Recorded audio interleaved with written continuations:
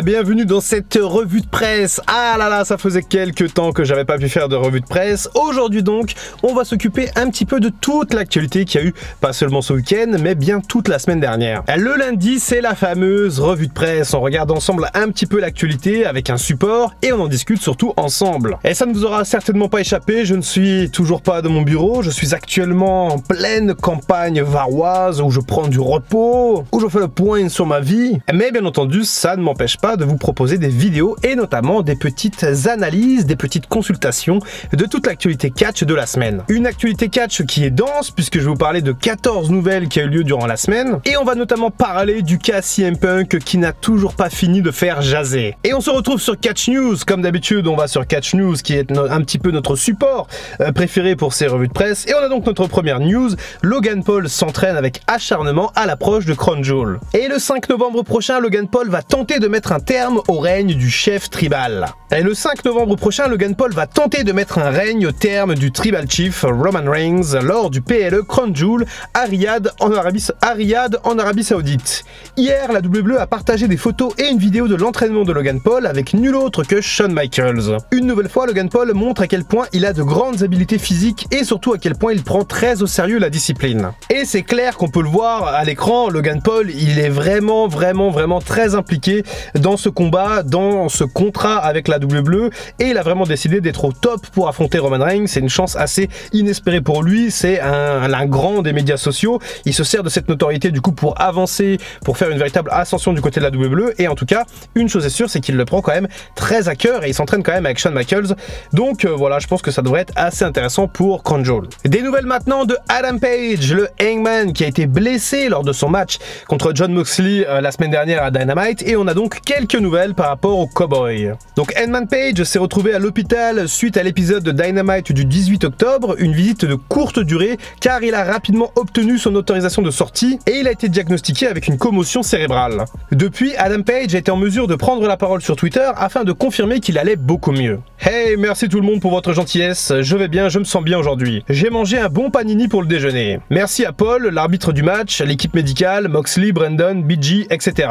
Adam Page qui invite les fans à répondre à son tweet en indiquant une bonne citation comme le fait le producteur Jeff de l'AW chaque semaine sur son bandeau pendant son entrée. Une bonne nouvelle pour Page qui en profite pour faire une blague et qui trouve que c'est le moment d'en rire. Comme mentionné sur Catch News, Adam Page va rester sur la touche dans le protocole médical de AEW pour la gestion d'une commotion cérébrale. Un retour qui est impossible à anticiper puisque chaque commotion peut réagir de manière différente pendant la convalescence. Et effectivement, on ne souhaite surtout pas que Adam Page reste sur la touche aussi longtemps par exemple que son compatriote Adam Cole, qui lui a également été victime d'une commotion cérébrale depuis le mois de mai et depuis il n'a pas mis un pied dans le ring. Une nouvelle plutôt marrante maintenant puisque Bret Hart veut que la WWE retire Goldberg du Hall of Fame, rien que ça. Durant une interview lors d'une signature d'autographe, Bret Hart a révélé vouloir que Goldberg soit retiré du Hall of Fame de la WWE. Et il nous dit, j'ai toujours pensé que si Goldberg entrait au Hall of Fame, alors Barry Horowitz aurait dû y entrer. Horowitz s'est vraiment catché, Goldberg n'a jamais su en faire autant. Je pense qu'il a été intronisé pour avoir fait du mal à tous ceux avec lesquels il travaillait. Il devrait retirer Goldberg. Et le différend entre Bret Hart et Bill Goldberg a pris une grande ampleur lors du pay-per-view Starrcade 99, après que Goldberg ait porté un super kick directement sur le crâne du Hitman, qui a souffert d'une grave commotion. Une commotion qui sera fatale à Bret Hart car il prendra sa retraite quelques mois après. Ce qui est sûr, c'est que Bret Hart n'est pas prêt de pardonner à Bill Goldberg. Et à chaque fois qu'on pose une question à Bret Hart au sujet de la WWE ou au sujet de Goldberg,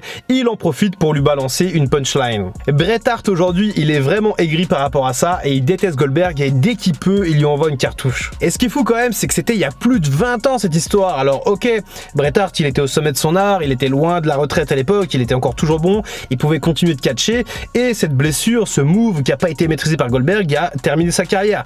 Mais quand même, ça fait plus de 20 ans, à un moment donné, Bret Hart, il serait peut-être temps de passer à autre chose quoi. Ah, voilà une information très intéressante puisque Karl Anderson fait le point sur son double booking WWE NJPW. Karl Anderson a signé à la WWE pour reformer The OC avec AJ Styles. Mais il est toujours champion du côté de la NJPW avec le titre Never. Karl Anderson devra donc possiblement continuer à faire des matchs du côté du Japon. Et lundi dernier à Raw, il a été annoncé que The OC va affronter le Judgment Day à Crown Jewel le 5 novembre 2022. Une annonce qui a surpris les fans de la NJPW, sachant que Karl Anderson était déjà prévu pour un show le même jour au Japon. Finalement, Karl Anderson a fait le point sur cette situation de double booking et il annule le show NJPW qui avait pourtant été annoncé bien avant. Sur Sur une vidéo Twitter, Anderson déclare qu'il n'ira pas défendre son titre Never Openweight contre Ikuruo à Osaka. Il a expliqué que son agent n'a pas été informé de cette date. Il ajoute qu'il se déplace aux endroits où la lumière brille le plus, et il s'agit présentement de Crown Jewel. Anderson termine en disant que c'est lui qui va nous annoncer quand il ira défendre son titre à la NJPW. Et je pense que c'est plutôt intéressant ce genre de cas de figure parce qu'on pourrait avoir une espèce de hit naturel qui pourrait se créer contre Anderson du côté du Japon, et on pourrait potentiellement construire un Young Lions, par exemple, un jeune catcheur talentueux japonais, pour pourquoi pas aller lui chercher le titre Never lors de Wrestle Kingdom dès janvier. Comme ça, Karl Anderson serait débarrassé et il pourrait, entre guillemets, se concentrer exclusivement sur la WWE. Une nouvelle également de la DX qui avait le cœur brisé face à l'absence de Billy Gunn pour leur réunion lors de Raw de la semaine d'avant. Le clan DX célébrait ses 25 ans dans l'univers catchesque lors d'un épisode de Raw du 10 octobre. Triple H, Shawn Michaels, X-Pac et Road Dogg étaient tous présents sur le ring pour l'événement, mais Billy Gunn était absent. Une absence qui peut sembler évidente puisque Billy Gunn est sous contrat avec l'AEW. Mais Road Dogg a donné sa version des faits sur son podcast Oh You Didn't Know. Et il a expliqué qu'il y avait une possibilité pour que Billy soit présent, mais tout a été annulé et tout le monde en a eu le cœur brisé. Et il dit: ça m'a brisé le cœur et je pense que ça a brisé le sien aussi. En réalité, Triple H n'était pas plus content. Shawn et X-Pac ne l'étaient pas non plus. On voulait avoir tout le groupe, tous ceux qu'on pouvait réunir. Chyna était là par esprit. Ça ne s'est pas produit, je ne connais pas la raison exacte, mais on m'a dit qu'ils ont fait tout ce qu'ils pouvaient faire et qu'il était impossible de nous réunir. Un jour avant, je lui ai envoyé un texto pour savoir s'il allait être là et s'il avait eu ses réponses. Il m'a répondu qu'il serait là. Je m'étais dit que c'était génial. Et littéralement, avant d'atterrir à la maison, j'ai découvert qu'il n'était pas là.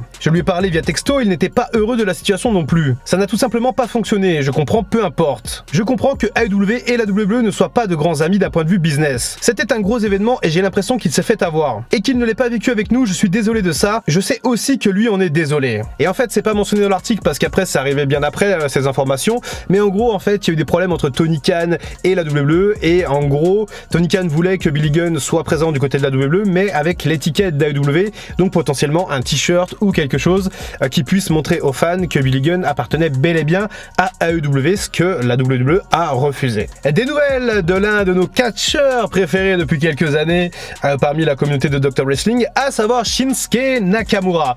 Et ce cher Nakamura va continuer du côté de NXT. Et tiens, d'ailleurs, je viens de voir que cette photo est plutôt perturbante puisque quand on tourne un peu la tête, on a l'impression qu'il est en train de faire le pin sur MJF. À notre grande surprise, Shinsuke Nakamura est apparu lors de NXT la nuit de la semaine dernière, après des semaines et des semaines d'absence du côté de SmackDown. En prime, le vainqueur du Royal Rumble 2018 a remporté son match face à Chainlings Lorenzo en quelques minutes. Selon le PWI Insider, ça ne sera pas la seule apparition de Nakamura à NXT. En effet, le King of Strong Style devrait se pointer à nouveau dans le show du mardi à l'avenir. Shinsuke Nakamura avait remporté la ceinture NXT à 2 reprises lors de son premier run en 2016 et en 2017. Quelques années plus tard, il est de retour dans le show qu'il a fait connaître au public de la WWE. Cependant, il ne semble pas s'agir d'un changement de roster pour le moment. Et alors, ça va être intéressant de voir comment est utilisé Nakamura sous Triple H, puisque pour le moment, ça n'a pas été le cas. Nakamura a eu un espèce de barreau d'honneur ces derniers mois. Enfin, durant surtout cette année, il y a eu cette association avec Rick Boogs qui était plutôt intéressante. Vince McMahon semblait savoir quoi faire de Nakamura. Aujourd'hui, c'est le mystère le plus total. Je ne sais pas ce qui va se passer pour lui. Peut-être que c'est bien de retourner un petit peu du côté de NXT. Je ne sais pas ce que lui veut non plus. Est-ce qu'il a envie de rester aux États-Unis? Est-ce qu'il a envie de changer un peu d'air? Nakamura restera à mes yeux un immense gâchis du côté de la WWE, même si encore une fois, toute proportion gardée, il a quand même eu quelques belles opportunités. Il a quand même eu un match de championnat à WrestleMania. Donc voilà, bon, j'attends de voir ce qui va se passer pour Nakamura, mais en tout cas, j'espère que ça va être intéressant. Et toujours du côté de NXT, un article, ma foi, assez intéressant. Austin Theory va-t-il cash-in du côté de la branche jaune? Nous le voyons avec sa mallette depuis début juillet. Austin Theory a encore plusieurs mois devant lui afin d'encaisser sa mallette dans le but de remporter un championnat et il semble se tourner vers NXT. Ainsi, lors des dernières secondes de NXT la semaine dernière, Austin Theory est arrivé sur la scène avec sa mallette afin de montrer une éventuelle menace pour Bron Breakker, Ilja Dragunov et JD McDonough qui se sont affrontés samedi soir lors du show Halloween Havoc. Et alors là, je dois vous avouer que je trouve ça très intéressant, très pertinent peut-être de faire Cash-in Theory du côté d'NXT. On sait qu'avec Roman Reigns, c'est extrêmement compliqué, qu'il y ait l'idée de merde de leur donner la mallette, puisqu'aujourd'hui, je parie qui savent pas quoi en foot, mais peut-être un cash-in sur l'un des champions NXT et sans doute le champion NXT actuel. Je vais pas vous spoiler si vous n'avez pas vu Halloween Havoc. Ça peut être quand même une excellente idée et ça peut aussi permettre à Theory de repartir un petit peu du côté des NXT, de revenir dans les rosters principaux, bref, de continuer à bâtir sa legacy, de builder comme on dit, plutôt que direct faire un cash-in contre Roman Reigns où clairement il y a très peu de chances qu'il arrive à récupérer les deux ceintures, c'est presque impossible même. Une petite nouvelle sympa également avec Sami Zayn qui revient sur sa relation avec la Bloodline. Et depuis quelques mois, Zayn était à la recherche d'une identité. Il a donc essayé de se rapprocher du groupe le plus dominant de la WWE, la Bloodline. Pour ce faire, il a essayé de gagner le respect du champion universel incontesté de la WWE, le chef tribal Roman Reigns. Zayn offrait ses services au clan tout en nouant des relations avec Paul Heyman et les Usos. Finalement, Sami Zayn est devenu le Uso d'honneur et il a rejoint la Bloodline. Et il s'est exprimé sur sa relation avec la Bloodline. Elle a beaucoup évolué depuis mon idée initiale. J'adore où nous en sommes en ce moment et je pense que beaucoup de fans apprécient. Je suis si heureux que cela se soit passé comme ça. Mon idée initiale n'était pas nécessairement de rejoindre la Bloodline car cela me semblait impossible. L'idée était que je m'appelais le leader des vestiaires à l'époque, Roman Reigns en est le chef de table. Et l'idée aurait été d'avoir une relation à l'écran où je m'enregistre avec lui, il s'enregistre avec moi et je pouvais l'aider quand le moment sera venu. Puis cela s'est transformé et c'est sûr que c'est un processus collaboratif avec toutes les personnes impliquées. Tout le monde est vraiment dans son rôle et c'est ce qui fait que ça marche si bien. Et les fans, je les vois prédire ce qui va arriver, ce qui va se passer chaque semaine, mais ce n'est jamais exactement ce qu'il se passe, c'est ce que j'aime. Il continue en décrivant son ressenti d'être accepté dans le groupe. Ça fait du bien, principalement grâce aux interactions que nous avons eues ces derniers temps. C'est une relation très différente avec chacun d'eux et je trouve que ça a été tellement amusant, c'était le point culminant de tout ça. Et on en parle très souvent dans les consultations de Raw et surtout de SmackDown, la relation de Sami Zayn en ce moment avec la Bloodline, c'est tout simplement l'une des meilleures écritures depuis quelques mois, voire peut-être quelques années du côté de la WWE et je pense que ça va nous mener à une storyline, une chute de la Bloodline qui va être, je pense, particulièrement intéressante à suivre. Allez, on repart du côté de AEW avec MJF qui dévoile le nom du catcheur WWE qu'il aimerait affronter. En attendant 2024 et l'éventuelle arrivée de MJF à la WWE, nous pouvons d'ores et déjà penser aux rivalités qui pourraient nous attendre avec la star de l'AEW. Et sur Twitter, un fan a voulu connaître le nom du catcheur que MJF aimerait affronter en premier s'il venait à rejoindre la WWE dans un peu plus d'un an. La question du fan est claire et voici la réponse de MJF, Kevin Owens. Et effectivement, ça envoie du rêve. Imaginez MJF contre Kevin Owens, ça serait absolument dingue au micro, en promo, même sur le ring, ça serait très bon. Et ben oui, forcément, quand on pense à MJF et quand on pense surtout à MJF du côté de la WWE, il y a potentiellement plein de dream matchs qui sont faisables, qui sont envisageables. Après, je ne sais pas si MJF aurait la même aura du côté de la WWE que du côté de AEW, puisque du côté de AEW, c'est un petit peu la grosse star émergente, le talent générationnel, comme il aime bien le dire. Peut-être que du côté de la WWE, il serait peut-être un peu plus dans le moule, peut-être un peu plus dans la norme, je ne sais pas. En tout cas, on verra d'ici 2 ans. Je pense que MJF, il ira à la WWE, mais qui sait ce qui va arriver d'ici là, il peut se passer plein de choses. Allez tiens, des nouvelles de Becky Lynch. Becky Lynch se retrouve absente des shows de la WWE à cause d'une blessure subie au cours de SummerSlam qui a eu lieu le 30 juillet dernier. Fightful a pu discuter avec quelques personnes concernant le retour de blessure de Becky Lynch. Tout d'abord, nous apprenons que son retour n'a jamais été prévu pour septembre. La catcheuse irlandaise était encore dans les coulisses du dernier Raw, mais Fightful dit avoir été informé début septembre que ses médecins et kinés pensaient qu'il lui fallait encore au moins 2 mois avant de remonter sur le ring. Pour l'instant, il n'y a aucune date gravée dans le marbre pour ce qui est de son retour de blessure. En revanche, des personnes au sein de l'équipe créative de la WWE espèrent revoir Becky Lynch d'ici la fin de l'année, mais cela n'est pas certain. Et je vais vous faire un pronostic pour le retour de Becky Lynch, je veux dire Royal Rumble 2023. Je voulais également vous partager cette petite déclaration de Ric Flair, le match qui équivaut à un Rock contre Austin à WrestleMania d'après Ric Flair. Durant son podcast To Be the Man, Ric Flair s'est exprimé sur le match qu'il pense comparable à celui d'un Stone Cold Steve Austin contre le Rock à WrestleMania. Il a dit: je n'ai pas envie de savoir si ça va se faire ou pas, mais je pense que si Ashley, Charlotte Flair donc, et Bianca Belair s'affrontent à WrestleMania et qu'ils le construisent bien, ça sera aussi gros qu'un Austin contre le Rock. Ce sont les 2 meilleurs athlètes à être dans la même division féminine que j'ai jamais vu dans ma carrière. Il y a d'autres super talents, mais juste pour leur capacité athlétique, Bianca Belair et Charlotte Flair sortent du lot, je ne rigole pas. Charlotte Flair et Bianca Belair se sont déjà affrontés à quelques reprises, mais jamais sur la plus grande scène de toutes et jamais en PLE pay-per-view. pay-per-view. Peut-être qu'elles seront face à face lors d'une prochaine édition de WrestleMania. Et je vais vous dire quelque chose, un match plutôt bien construit entre Bianca Belair et Charlotte Flair, eh bien j'achète tout de suite parce que ça risque d'être absolument incroyable. D'ailleurs je dirais presque que c'est avec Ronda Rousey contre Becky Lynch l'un des dream matchs que j'aimerais voir dans la division féminine. Allez, on arrive aux nouvelles un petit peu plus récentes du coup, et la WWE annonce une blessure pour Sheamus. Sheamus va, semble-t-il, être absent un certain temps. La nuit dernière, lors de SmackDown, le catcheur des Brawling Brutes a été brutalement attaqué par la Bloodline après sa défaite contre Solo Sikoa. Une telle attaque est généralement faite pour faire absenter une superstar quelques semaines. Et la WWE a même annoncé plus tard que Sheamus avait eu une fracture non déplacée près de son coude. Une blessure qui est bien entendu fausse, une blessure kayfabe, on en a parlé dans la consultation de SmackDown samedi, mais effectivement je pense que ça va permettre à tout simplement, enfin aux Brawling Brutes d'être un petit peu écartés des programmes actuellement, et notamment de cette rivalité contre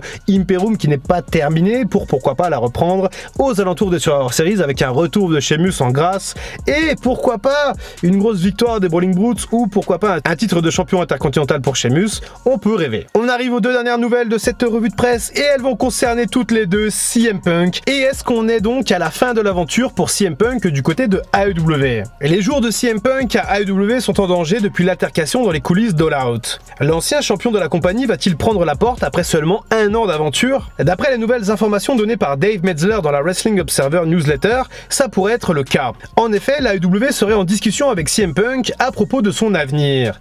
Des personnes proches de l'affaire affirment que AEW chercherait à racheter les dernières années du contrat de CM Punk dans le but qu'il n'effectue pas son retour. Si tel était le cas, cela signerait la fin de son aventure sur le ring de l'AEW. Mais All Elite Wrestling aimerait également appliquer une cause qui interdirait à CM Punk de rejoindre une autre compagnie pendant une certaine période, peut-être dans le doute qu'il veuille éventuellement rejoindre la WWE. Mais est-ce que la WWE voudra de CM Punk? Voilà notre dernier article du jour. Plus tôt dans la journée, on a appris que la fin d'aventure de l'AEW pour CM Punk était très proche. Fightful confirme les chiffres du Wrestling Observer et nous précise à l'instant que les personnes proches de la situation estiment peu probable un retour de CM Punk et qu'il est effectivement possible que cette clause de non-compétition soit un point de blocage concernant ce rachat de contrat. Cette histoire de rachat de contrat a été évoquée très tôt après cette bagarre et lorsque les principaux faits ont été révélés. Et des catcheurs de l'AEW interrogés ont déclaré ne pas être intéressés par le fait de travailler à nouveau avec CM Punk